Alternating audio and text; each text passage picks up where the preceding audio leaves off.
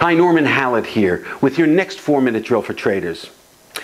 The more you trade, the more you realize that less is more. Not only in the sense that you should be patient when you wait for high probability trades to develop, but also in the sense of the number of indicators you use to arrive at a trade signal, whether it's entering or exiting a trade.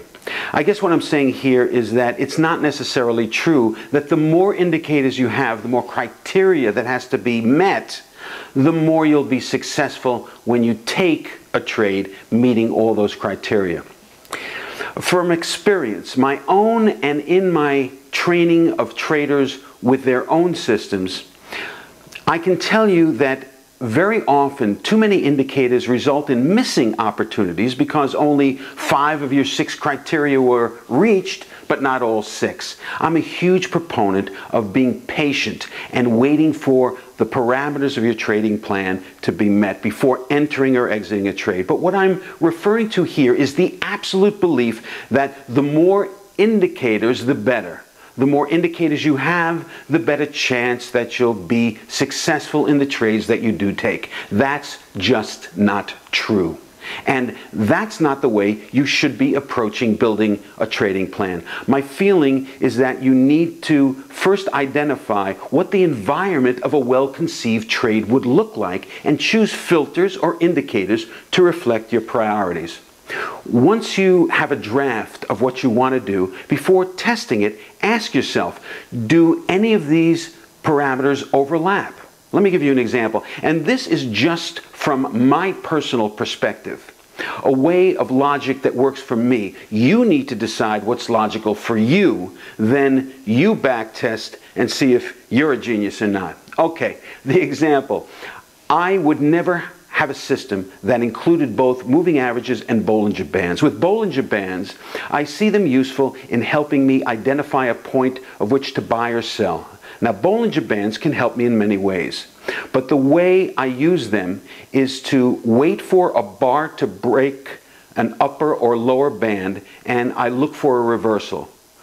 When I see a candlestick reversal pattern in place, I pull the trigger.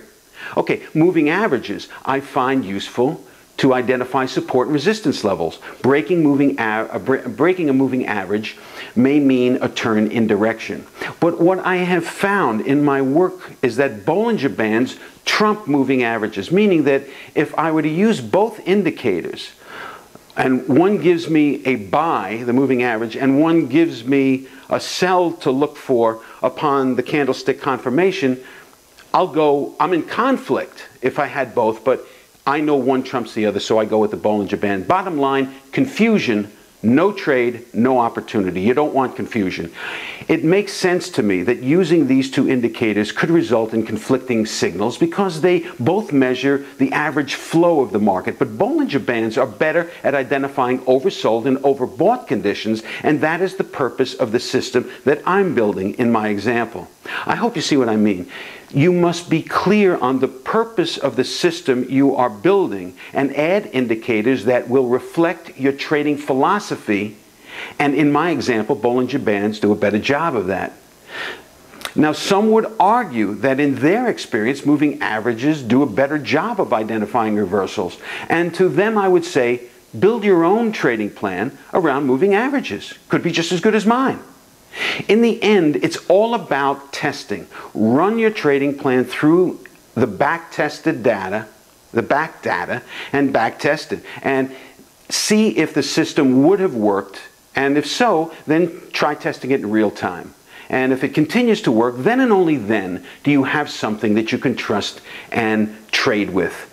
Don't be afraid to peel off indicators rather than always be looking to add them on. I believe the philosophy of simplicity in your trading will serve you. Okay, that's it for this edition of 4-Minute Drill for Traders. So until next week, stay disciplined.